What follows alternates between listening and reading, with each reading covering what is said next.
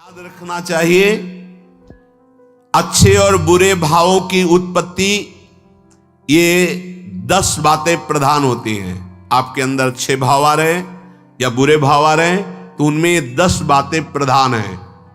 पहला, स्थान। आप कहां बैठे हैं, कहां रह रहे हैं, किस जगह खड़े हैं, आपको स्थान देख करके ही बर्ताव में उतरना है।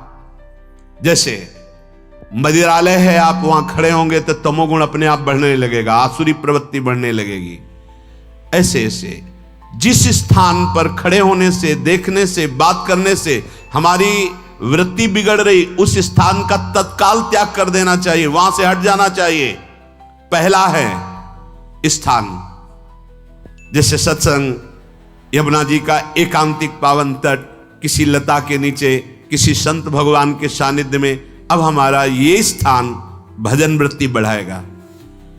उस व्यक्ति का घर जिसके पास जाने से वासनाएं बढ़ रही, उस स्थान में जहां दृश्य देखने से हमारे अंदर गंदी बातें आ रही, पहला है स्थान। दूसरा है अन्न। बहुत बड़ा प्रभाव अन्न का होता है। अगर अधर्म के द्वारा कमाया हुआ अन्न है तो बुद्धि अधर्म में ही लगेगी। यदि भोजन पकाते समय, रसोई रांधते समय आप विकारात्मक चिंतन कर रहे हैं तो कोई भी प्रसाद पाए उसके अंदर विकार जागृत हो जाएगा।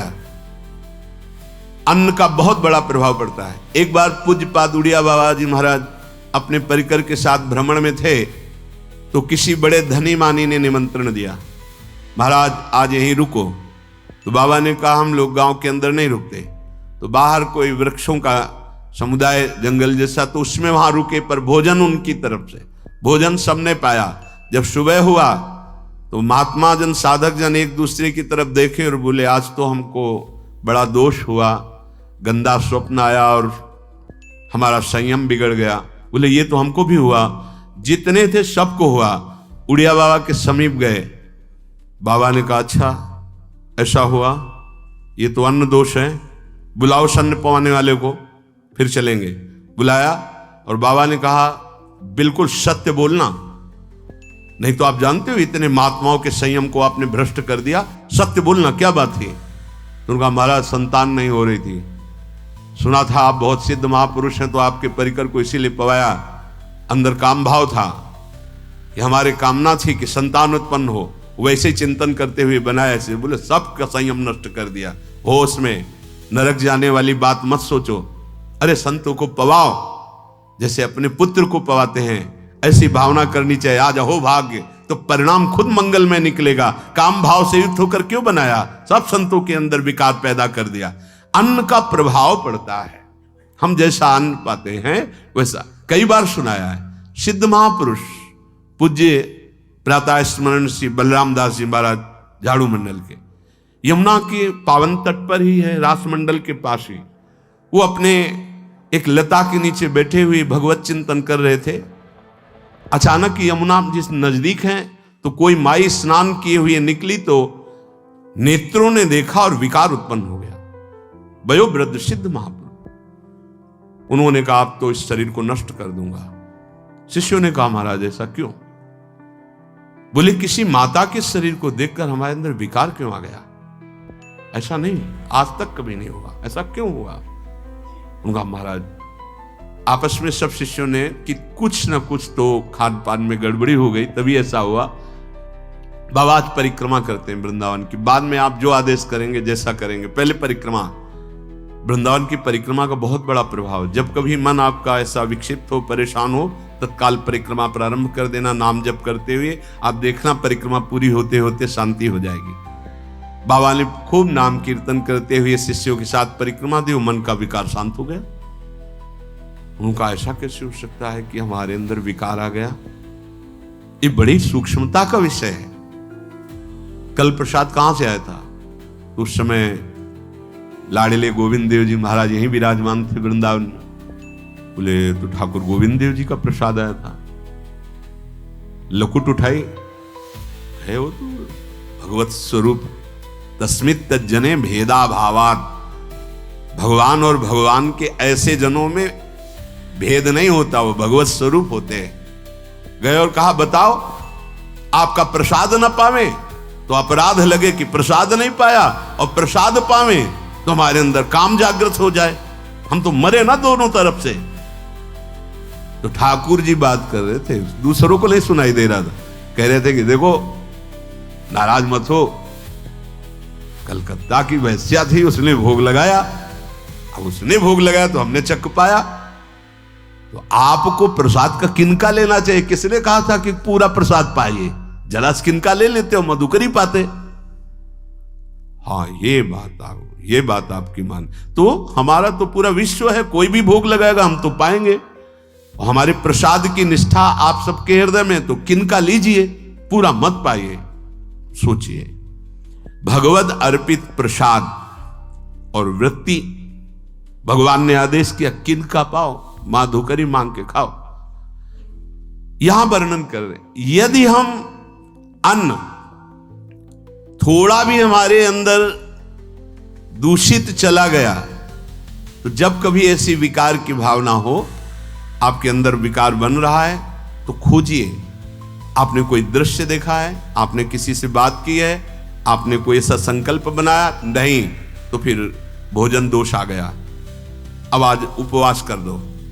जब तक वो वृत्ति न नष्ट हो तब तक कुछ मत पाना, जल से काम चलाना, तो एक दिन एक पहर अपने आप शांत हो जाएगा। अगर बहुत विकलता हो रही तो नाम कीर्तन शुरू कर दो, भोजन मत पाना, नाम कीर्तन शुरू, बिल्कुल शांति मिल जाएगी, बिल्कुल। और ये तो उदाहरण महापुरुष इसलिए देते कि हम सावधान रहें। हमारे अच्छे भाव या बुरे भाव में ये 10 बातें बहुत प्रभाव डालती हैं। पहला स्थान, दूसरा अन्न, और तीसरा जल।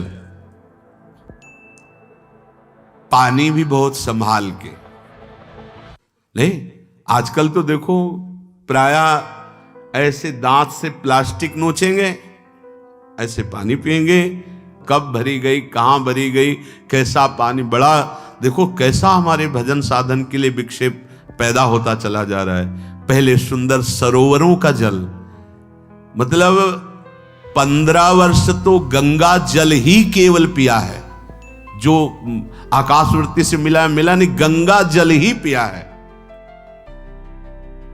कुआं का जल, फिर आया हैंडपैप का जल, अपवित्र होने लगा। हैंडपैप में जो वाशर, अगर वो कहीं चमड़े का पड़ा हुआ है तो अपवित्र जल हो गया। अब हैंडपैप का भी अंतर ध्यान स्वरूप हो गया, अब तो नहीं दिखाई देता।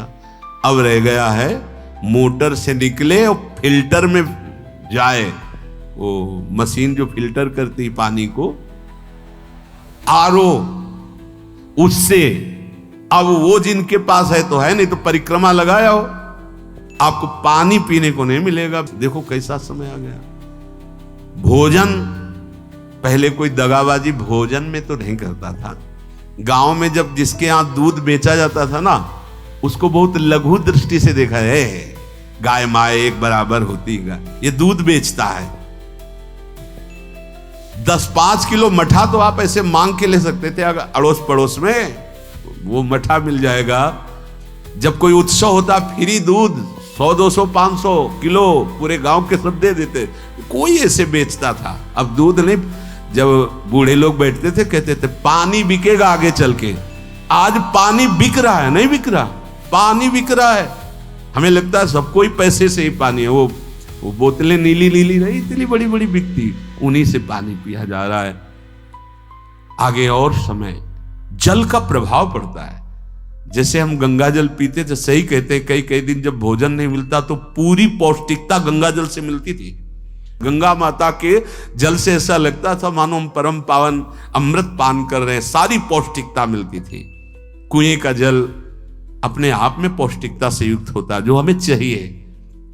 आज देखो जल की समस्या हो गई, पवित्र जल पीने के लिए हम तरस रहे हैं। कहां है जल और कैसे मिलेगा जल?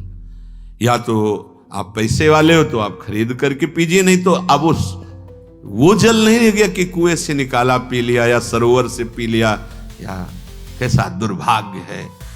जल का बहुत बड़ा योग है साधना में। जैसे स्थान का तो परम पावन वृंदावन धाम, अन्न का तो अब हम भगवत प्रसाद पाते हैं, जल का बहुत बड़ा योग है। आज दूषित होता चला जा रहा है, क्योंकि अब हाथ की बात नहीं रह गई है कि आप सुंदर कुआं से जल लें या सरोवर से जल लें या आप नदी से जल लें। हाँ, स्वामी जी के लिए लिखा हुआ है कि रोज यमुना स्नान और रोज यमुना जल ही पान। हमारे वृंदावन के समस्त भगवत स्वरूपों का स्नान यमुना जल से ही होता था, हो रहा है और होता ही रहेगा। बिहारी जी के लिए आज भी कलश में भरकर यमुना जल ही जाता है। वो कपड़ा से ऐसे ढक के जब हम 2 बजे परिक्रमा देते थे तो एक महाभागवत है, वो किसी को छूते नहीं, दूर से कहते छूना मत, बिहारी जी के लिए जल जा रहा है स्नान के लिए बिहारी जी का। फिर चौथा है आपका परिकर, जहां पर रह रहे हैं वो समुदाय, चाहे परिवार हो या आप समुदाय, वो कैसा है, रजोगुणी है, तमोगुणी है, सतोगुणी है या त्रिगुणातीत भागवतिक है, उसका प्रभाव पड़ेगा। पांचवा है आपका पड़ोस, आसपास वाले घर, जैसा है वैसा प्रभाव पड़ेगा आपके ऊपर। पड़ोस निंदनीय है तो बंधन से युक्त होना पड़ेगा।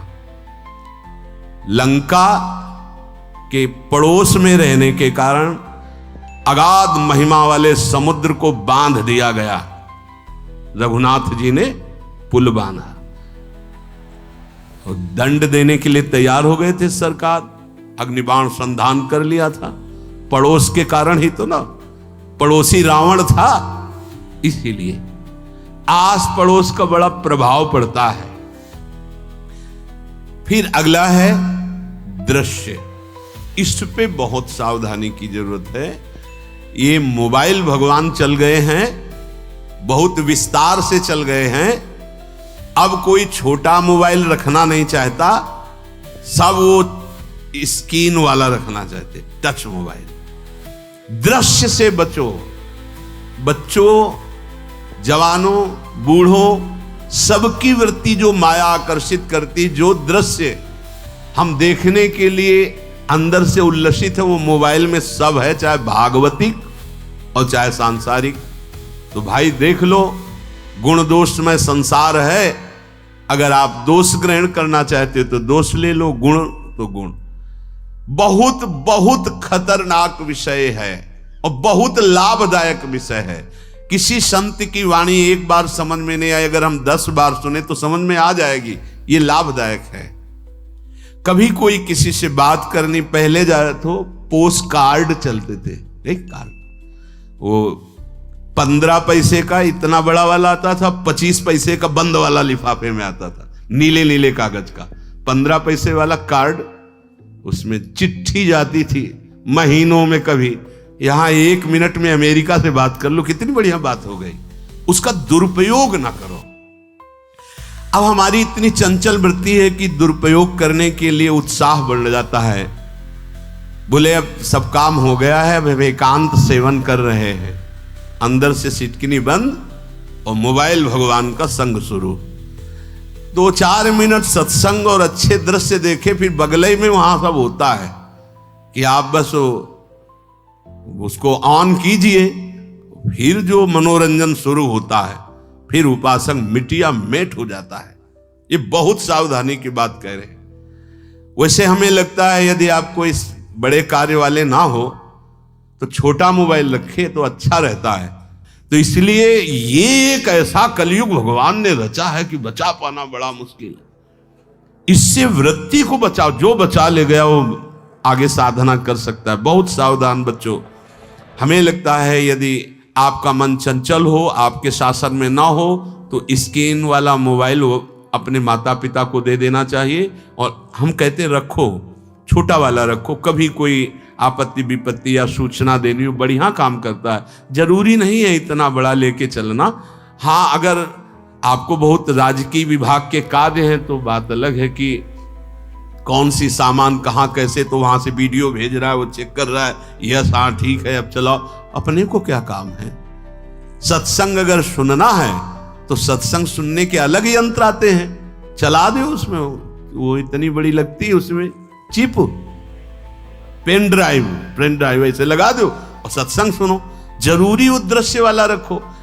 यहां कह रहे दृश्य, अगर गलत दृश्य देखा तो बावरे बन जाओगे और अच्छा दृश्य देखा तो भगवान के मार्ग के पथिक बनोगे।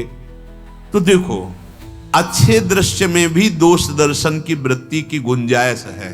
जैसे कोई लीला हो रही है, लीला के पात्र, जैसे हमारे ब्रजमंडल में रास लीला होती थी, ऐसे 12 वर्ष 13 वर्ष के लीला पात्र, सब नव किशोर, जहां भाव ही बने रोते रहो। अब वहां बड़े बड़े लीला पात्र हैं, अगर हमारी भावना शासन में नहीं है तो वहां हम अंग प्रत्यंग के दर्शन से हमारी हाव भाव वहां जो हो रहा है उससे हमारी वृत्तियां बिगड़ जाएं। जब छोटे छोटे लाडली लाल परस्पर खेलते हैं तो केवल आशीर्वाद देने को, रोने का मन होता है। अगर आप लीला भी देख रहे हैं तो बहुत सावधानी की जरूरत है, क्योंकि वो चिदानंद शरीर नहीं है, पांच भौतिक शरीर। हमारी दृष्टि पंचभूत में लगी हुई है। नाम जप करो, लीला गायन करो, फिर देखो जो लीला है, यही जीवन का परम सुख मिलेगा। सच्ची मान लीजिए। बस हम बार बार ये कहते हैं, मोबाइल का सदुपयोग कीजिए, दुरुपयोग नहीं। मोबाइल बुरा नहीं, उसका प्रयोग बुरा है। दृश्य और साहित्य, वैसे ही मनोवृत्तियां फिसलने वाली हैं, और जब ये आ गया कि फिसलाने में कितना लाभ है तो ऐसा कोई साहित्य और आलोचना, ऐसी कोई वार्ता ना करे जिससे हमारे अंदर गंदे भाव आवे। यदि अच्छी चर्चा करते तो अच्छे भाव आते हैं। देखो, अभी ऐसी कोई भावुक चर्चा होने लगे तो सबका हृदय द्रवित हो जाएगा, और गंदी चर्चा हो तो हमारा हृदय विकार युक्त हो जाएगा। और कार्य, आप जो कार्य करते हैं उसका प्रभाव आपके मन के ऊपर पड़ता है। और उपासना, आप उपासना भोगों की करते हैं या योग की करते हैं? ये 10 से भाव बनते हैं और 10 से भाव बिगड़ते हैं। स्थान, अन्न, जल, परिवार, अड़ोस पड़ोस, दृश्य, साहित्य, आलोचना, आजीविका का कार्य और उपासना। यदि ये भागवतिक हुए तो आपके अंदर भगवत भाव बढ़ेगा, और यदि ये रजोगुणी तमोगुणी हुए तो आपके अंदर आसुरी भाव बढ़ेगा। इन 10 से सावधानी पूर्वक व्यवहार होना चाहिए। जैसे आस पड़ोस में है तो बड़ी सुविधा है, यहां कोई किसी से मतलब नहीं रखता। बगल वाला कौन है ना, किसी से मतलब, ये बढ़िया है। ज्यादातर गांव में होता है। अपने यहां ये अच्छा है कि जैसे आप अपने कमरे में गए, किसी से कोई मतलब नहीं है, वैसे ऐसा ही जीवन रखना चाहिए। अड़ोस पर ये ज्यादा जो व्यवहार मित्रता बढ़ाने वाला विषय, ये धाम में नहीं है। वृंदावन में ऐसा नहीं व्यवहार रखना चाहिए। आपके पड़ोस में कौन रख रहा है आपका परिचय नहीं होना चाहिए, कौन कौन रह रहा है आपकी जानकारी नहीं होनी चाहिए। नजर नीची की, अपने कुटिया में गए, अपने ठाकुर जी से मतलब, अपने भजन से मतलब। ना पड़ोसी को कुछ देना चाहिए ना लेना चाहिए। बात समझ लेना कि जैसे आज उत्सव है, उनको हम बुलाते हैं, वो हमारे यहाँ, ये व्यवहार यहाँ नहीं है। बनवासी हो, ठाकुर का भोग लगाया, अगर आपको बांटना है तो बाहर निकलो, आधा किलोमीटर दूर ऐसी जगह बांटो जो तुम्हें राधे श्याम दोबारा ना बोले। फिर वो तुम्हें बुलाएगा, फिर वो बैठेगा, फिर प्रपंच की बातें होंगी, निंदा स्तुति की होंगी, फिर बड़ी संगोष्ठी होती है, पता चलता है। क्या फायदा ऐसे जीवन से? आप वनवासी हो, समय एकांत में दीजिए, अपनी कुटिया में बैठिए, नाम जप कीजिए, निकलिए, सत्संग सुनिए, ठाकुर दर्शन कीजिए, परिक्रमा कीजिए, फिर अपनी कुटिया में। ज्यादा व्यवहार में नहीं उतरना चाहिए। ये वनवास है, वृंदावनवास। सत्संग का सेवन, रजोगुण तमोगुण का त्याग, तो दुष्संग से आप बच जाएंगे। दुष्संग से बचने का मतलब है काम क्रोध मोह स्मृति भ्रंश बुद्धिनाश सर्वनाश कारणत्वात्। देवर्षि नारद जी के, अगर दुष्संग का त्याग हो गया तो आप काम का, क्रोध का, मोह का, जो हमारी भगवत स्मृति का नाश कर देते हैं, जो हमारी बुद्धि का नाश कर देते हैं, जो हमारे सर्वनाश करने वाले हैं, इनका त्याग कर पाएंगे। कुसंग अगर हो गया तो इनका त्याग नहीं हो सकता, बहुत कठिन हो जाता है। भगवत संबंधी तत्वबोध होना या भगवत रहस्य लीला में प्रवेश पाना, जो अपनी इंद्रियों को भोगों में तृप्ति कराने की कोशिश कर रहे हैं, उनका चिंतन भोगों का ही होगा। तो कैसे तत्वबोध होगा, कैसे लीला में प्रवेश होगा, बस ध्यान देना है, कैसे हो पाएगा? क्योंकि जिस चित्त वृत्ति से भगवदाकार हमें वृत्ति करनी थी, वो तो हमने भोगों के चिंतन में लगा दी, भोग क्रियाओं में लगा दी। एक स्थिति होती है जब आपकी चित्त वृत्ति भगवदाकार हो गई है, तो व्यवहार में रहते हुए भी विषयान ग्रहणंतु मुंचन्तु वा, खान पान उठना बैठना है, सब बाहरी क्रियाएं हो रही हैं, अंतर से वो अपने आराध्य देव में सदैव स्थित रहता है। उसका परिचय आपको जब ऐसे महापुरुष का सानिध्य मिलेगा, तो आप विषय सेवन करते हुए भी निर्विषय रहेंगे। आपके अंदर विषयों की प्रियता नहीं रह जाएगी, आपके अंदर एक प्रबल वैराग्य ऐसी धारणा बन जाएगी, कुछ नहीं, कोई भी तुम्हें प्रभावित नहीं कर सकता। यद्यपि खान पान हर्ष आदि की सब व्यवहारिक वृत्तियां हैं, पर उस महापुरुष का प्रभाव ऐसा होगा कि आपका हृदय निर्विकार हो जाएगा। और बहुत ही त्याग की सब बातें की जा रही, लेकिन हृदय भी सही है, तो संग से विषय रंग बढ़ जाएगा। ये देखा गया है। हृदय अगर निष्प्रिय है, जिसका हम संग कह रहे हैं, तो उसका परिणाम निष्प्रिय निकलेगा। व्यवहार में कुछ भी हो, निष्प्रियता ही आपकी बढ़ेगी, निर्विकारता बढ़ेगी, क्योंकि उसकी स्थिति का संग हो रहा है, उसका प्रभाव पड़ रहा है। तो सर्वनाश की जड़ है विषय चिंतन। ये बहुत बड़ी बात है। विषय चिंतन सर्वनाश की जड़ है। यहां विषय भोग नहीं कहा, क्योंकि चिंतन का परिणाम भोग है। पहले चिंतन होता है। साधक ध्यायतो विषयान पुंसः संगस्तेषु उपजायते, संगात् संजायते कामः, कामात् क्रोधो विजायते, क्रोधात् भवति सम्मोहः, सम्मोहात् स्मृति विभ्रमः, स्मृति भ्रंशात् बुद्धिनाशो, बुद्धिनाशात् प्रणश्यति सर्वनाश। कैसे हुआ? ध्यायतो विषयान पुंसः, विषयों का चिंतन।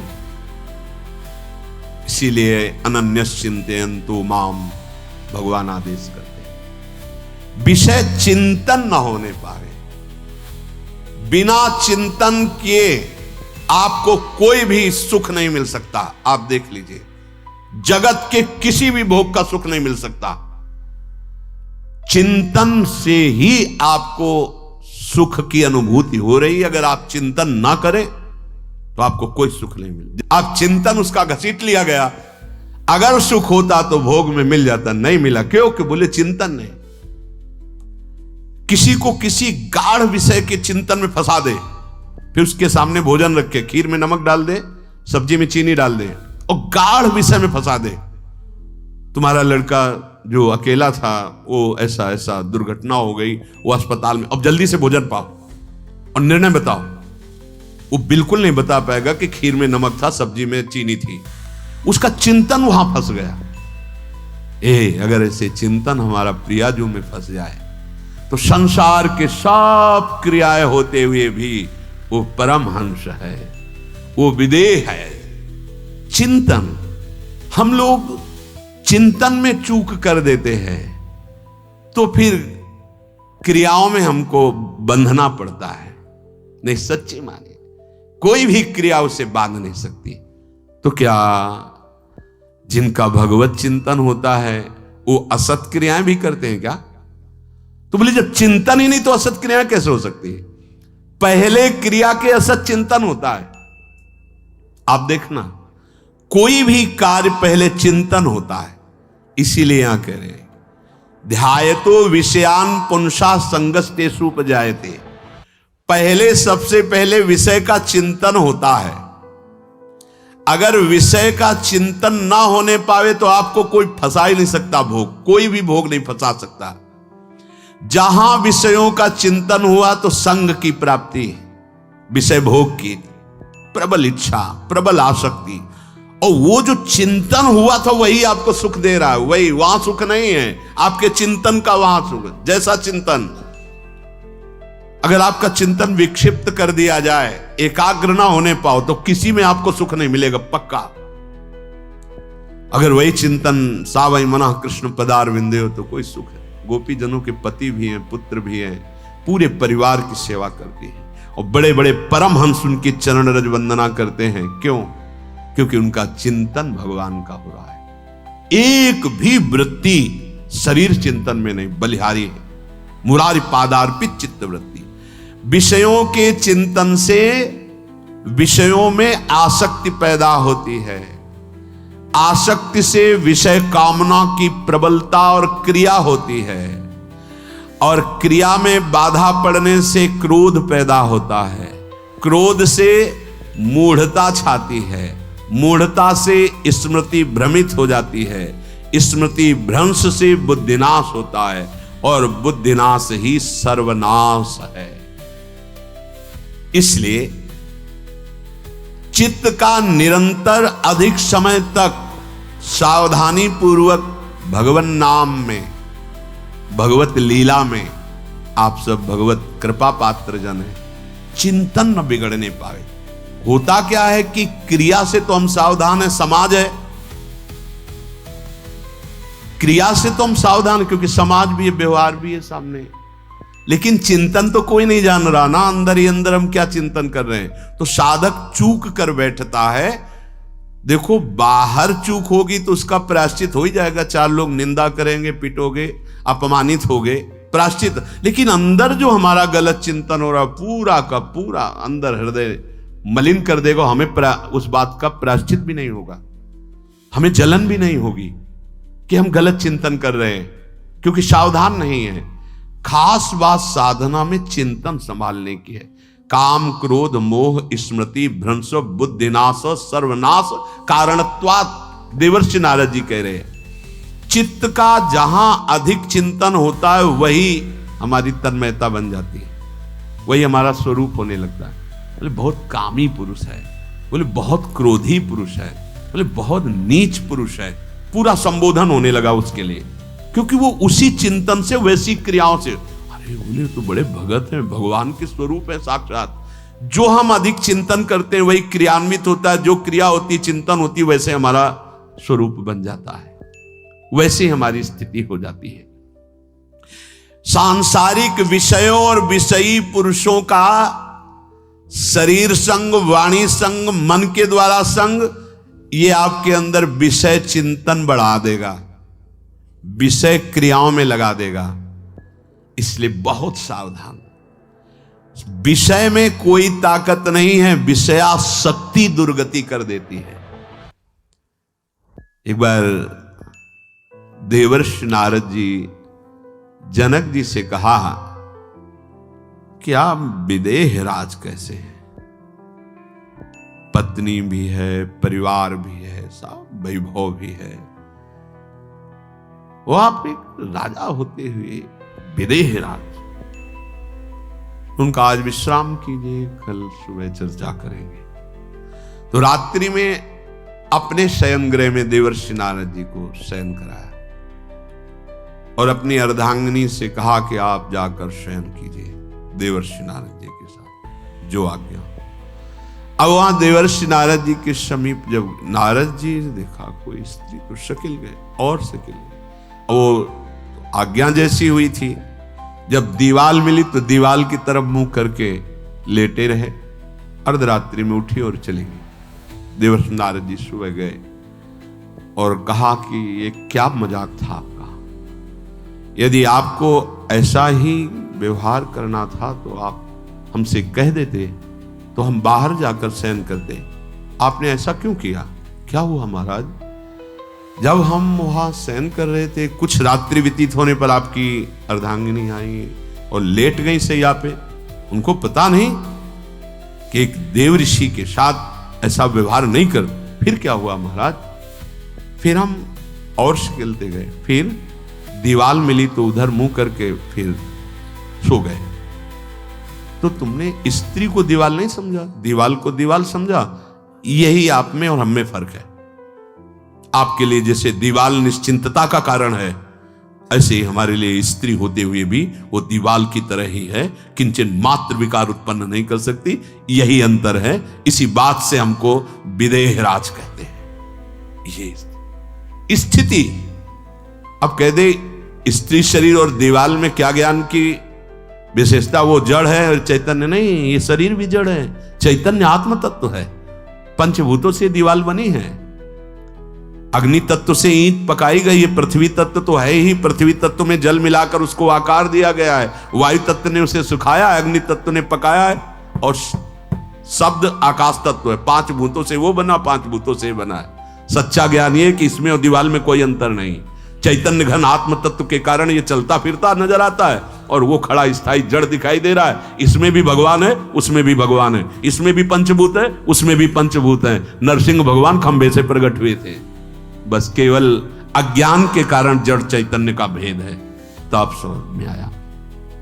ये जो हमारे अंदर भोगों की आसक्ति है, यही कामना प्रकट करती है, यही पाप प्रकट करती है, यही हृदय को मलिन कर दे।